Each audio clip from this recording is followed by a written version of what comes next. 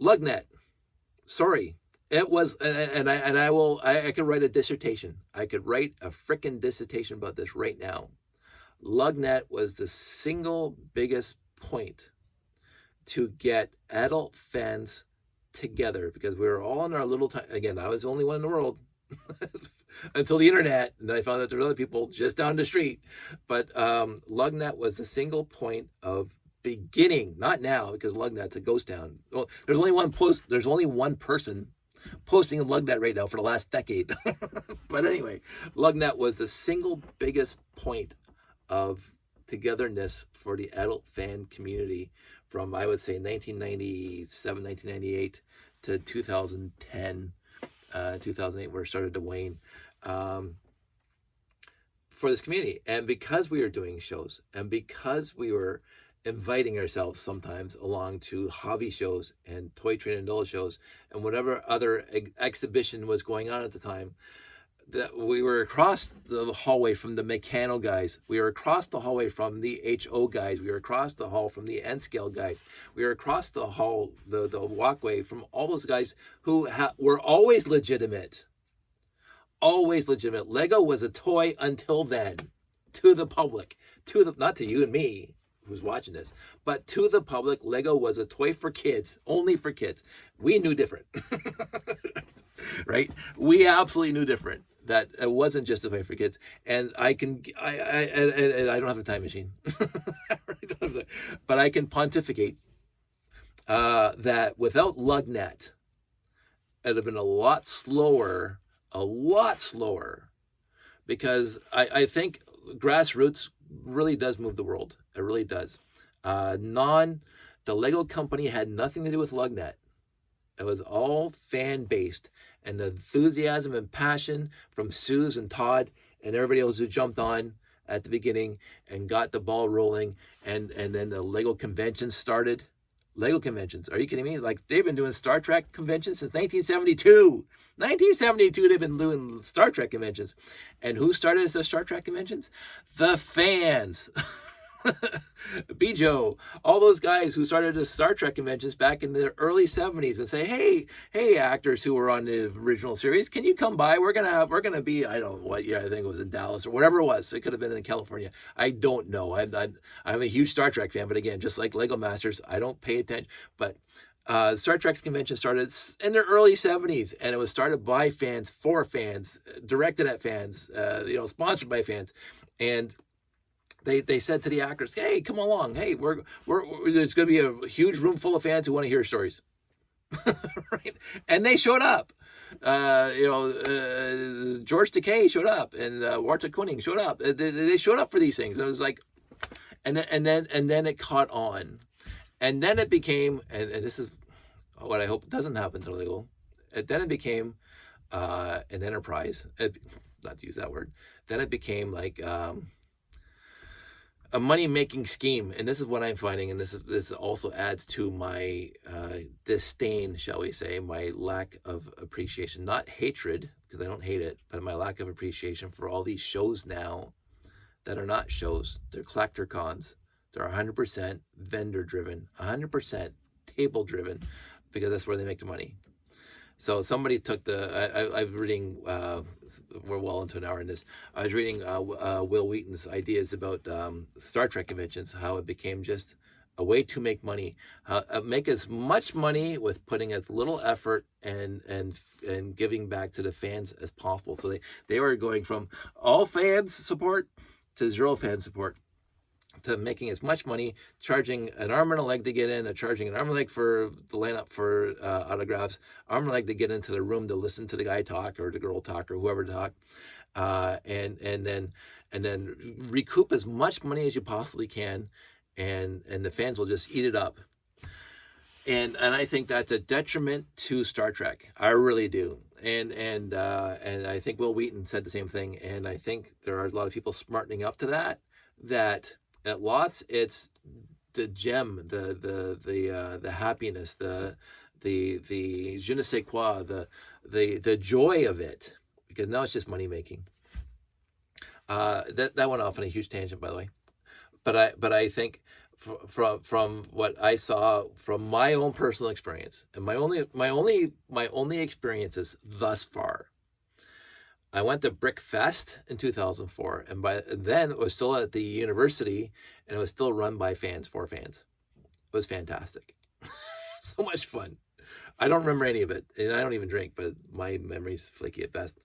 2011, Janie started Brick Fest up here, and I was at most of them. I missed a few due to whatever was going on in my life. And I went to Brick World in 2010. And I loved Brick World, but I will say this straight up. I love Brick World because I just like walking around and seeing everybody's builds and whatever, and partaking in some things that they were doing and blah, blah, blah. My love of the Lego conventions was Brick Fest, the first one, because it was passion from fans for fans, done by fans, run by fans who wanted to be there, who have a passion about the brick. And it was so, the Dutch word have the word gezellig. It was so, and not the word intimate in the negative sense or the bad sense. It was intimate. It was comfortable. It was awesome. I didn't know anybody except for people tagging around from Canada. Well, I knew from online, Larry, Joe Mino, all my friends that I've met once in the real world and or maybe twice, and yet all these times online on Lugnet. But anyway, Brick Fest started, and Brick Fest were my favorite conventions, period. Easily, and that's not only because I'm in on the in, not in on the in, but I know Jeannie and Jeff and everybody was running it. And it was comfortable, and yes, it's not comfortable running them because there's a lot of moving parts, and you have to work your ass off to make it work for everybody. But as a show, as for the public days, as for the 2 days before the public, it was fun. It wasn't about money at all, not even close about money. It's not sucking all the money out of the people, all the fans. No, it was there, done by fans for fans, blah blah. I love that, and this is what Lego's always been. It's been quote unquote open source. We could briefly touch on the fact that D&D, and I didn't pay too much attention. I don't know all the players. I haven't played Dungeons and Dragons since high school, but I hear things that they basically shot themselves in the foot by saying, we want our rights back. We don't want this to be open source anymore. We want to start curtailing that. Yeah, that's the baseline general gist that we got. And then the whole, and then they back that up a bit. But one of my most happiest experience with the Lego company, besides getting a tour years ago, is when the RCX came out and people started hacking it. Which I thought was great, because I was right there. I was like in on the end. I bought the RCX off the shelf, and that's how I found Lugnet. And then somebody started coming up with their own firmware and their own software and blah, blah, blah. And the Lego company let it happen. They did not stop like Sony did with their little dog or whatever, and the stupidity of that. You cannot, this is not open source. Lego had their software, and they allowed other people to make their software to communicate to the RCX. So, and then people started building their own sensors, and Lego loved it because it was open source. It was done by fans for fans. It was awesome, and this is why I had so much fun with the RCX back in the day.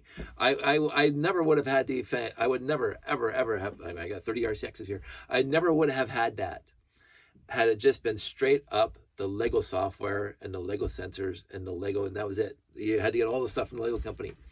Never would have happened. Never would have happened. I never would have been that passionate about the RCX. I would have liked it, and I would have still bought one, and I would have played with their software, as flaky as it was. But when I got NQC, boom! And so I hope Lego remembers that. Because they had something good there, and it put them on the map. The RCX and the third party stuff started FLL and all that stuff. Like it was massive, and so I know this is tangent upon tangent upon tangent upon tangent, an hour and 7, and I might break this up into a few videos, which I've never done before, but I'll try it this time. I really, for a brief minute, I was, for the last couple of weeks, because I made a lot of videos before Christmas, like every single day. Well, I made a bunch of videos, but I released them every single day. And I got to the point where I'm not interested in doing this for a while.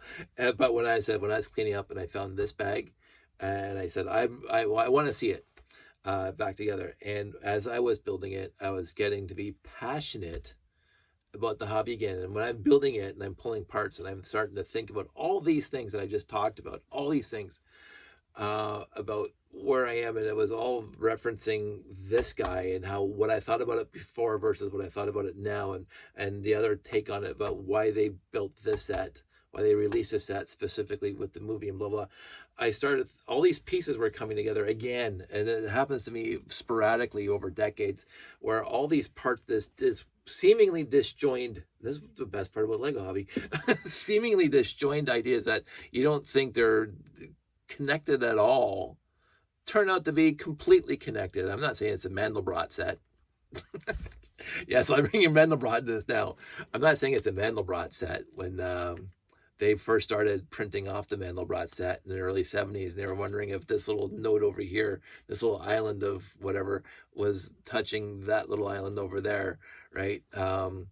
Before they could do colors. They were printing them off on those dot matrix. I mean, the line printers that just had text on it. I remember reading that years ago, and they couldn't get